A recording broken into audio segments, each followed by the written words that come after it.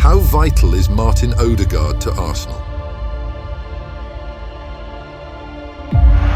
The golden vision of Arsenal's future, the captain, Martin Odegaard, a player who leads by example in every way.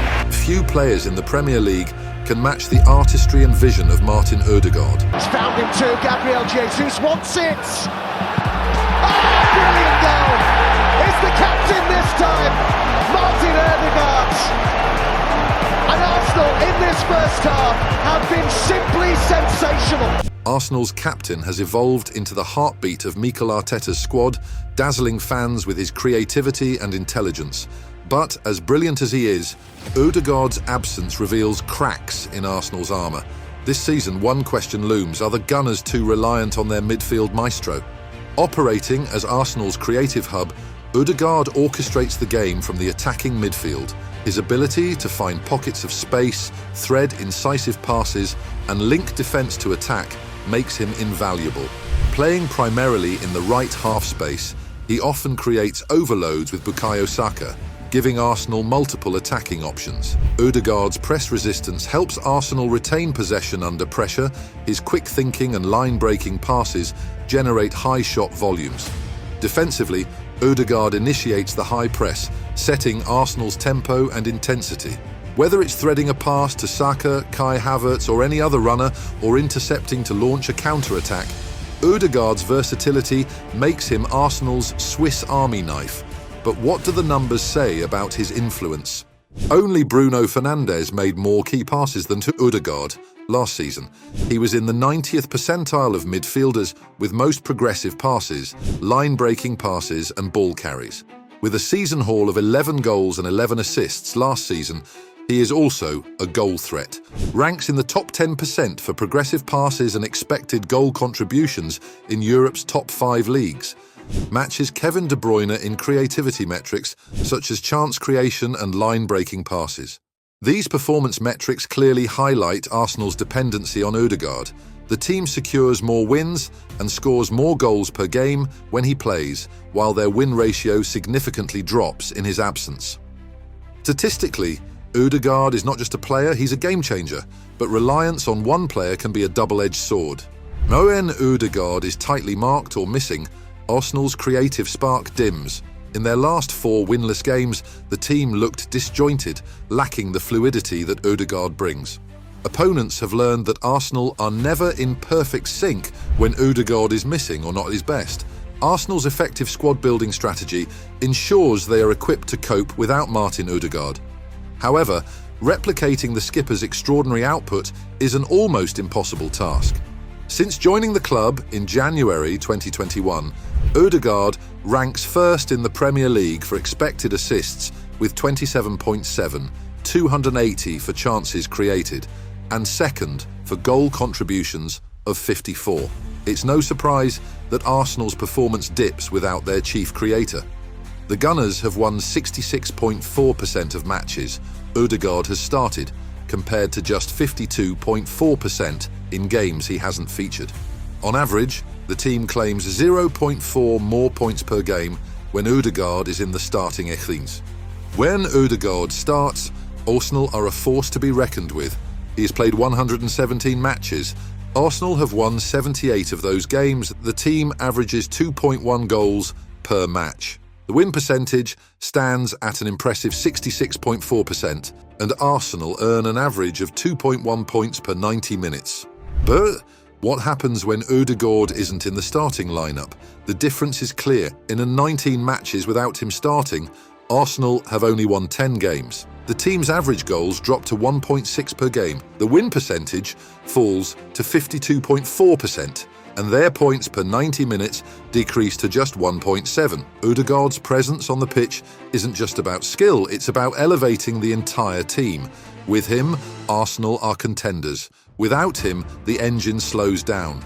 Interestingly, Odegaard's presence doesn't significantly impact Arsenal's defensive solidity, as their average goals conceded per game remain at 1.0 with or without him. However, his absence affects Arsenal's attacking efficiency and their ability to control matches offensively.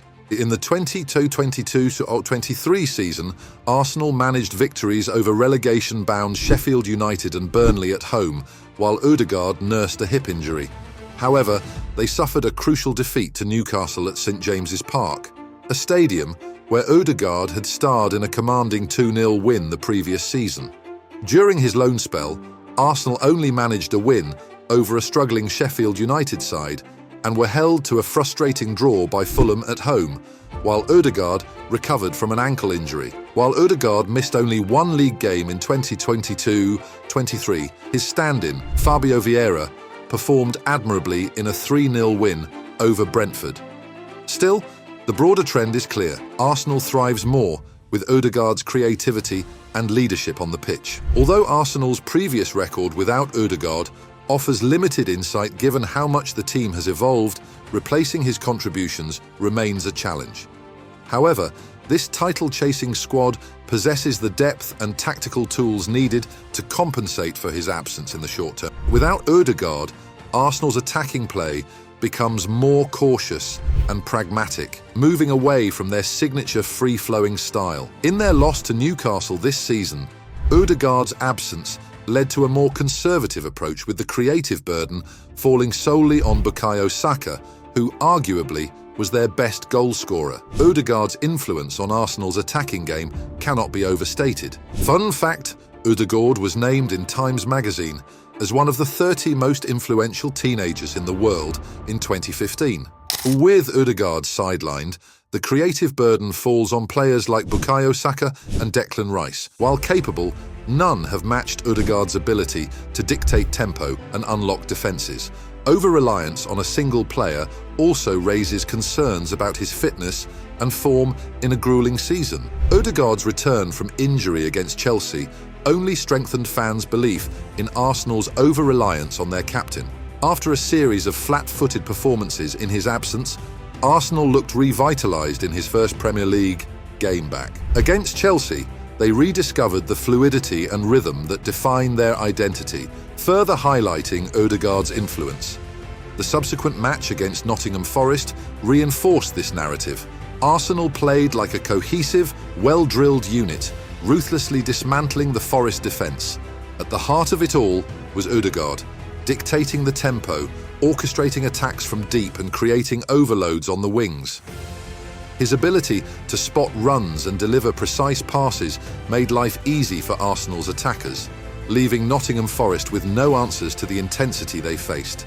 Odegaard's importance to Arsenal's system is undeniable. He is arguably the best playmaker in the Premier League, and building the team around him is a natural choice. However, this approach comes with risks. Arsenal's over-reliance on Odegaard could prove costly, especially during the grueling second half of the season, when injuries and fatigue often take a toll. To avoid a repeat of past struggles, Arsenal must implement contingency plans and develop a system capable of thriving, regardless of personnel. Building depth and tactical flexibility will be crucial to sustaining their momentum, especially during the high-intensity stages of the campaign. Ultimately, Odegaard's brilliance is both a blessing and a potential vulnerability for Arsenal. Balancing their reliance on his creativity with a more resilient system will be key to achieving long-term success. How can Arsenal reduce their dependence on Odegaard and evolve as a more balanced team? Arsenal's squad depth has often been a point of concern. At times, the monotony of their system can place overwhelming pressure on the players. When compared to the likes of Manchester City, Liverpool, or even Chelsea, there's a noticeable gap in squad strength and depth. This disparity has occasionally hindered Arsenal's ability to cross the finish line. To reduce their over-reliance on Odegaard, Arsenal must address this issue by strengthening their squad across the board. It's crucial that quality players are not just limited to the first team, but are spread throughout the squad to provide balance and cover during key moments of the season. Arteta should be more flexible tactically in a bid to accommodate players that are not as technically grounded as those in the first team. The creative duty should be evenly distributed across the team, especially among the forward players. When the fixture schedule gets congested, players should be rotated to preserve their form and ensure they are kept fit so they can maintain peak performance and be injury-free when the business end of the season approaches. Martin is Arsenal's beating heart, a player who inspires and elevates those around him. But for Arsenal to truly contend for trophies, they must ensure their success doesn't hinge on one man. The question remains, can the Gunners strike the right balance and maximise their collective potential, or will their fate be tied to their brilliant Norwegian captain? If you've enjoyed this episode, kindly like and subscribe to this channel as we continue to bring in more thrilling football episodes.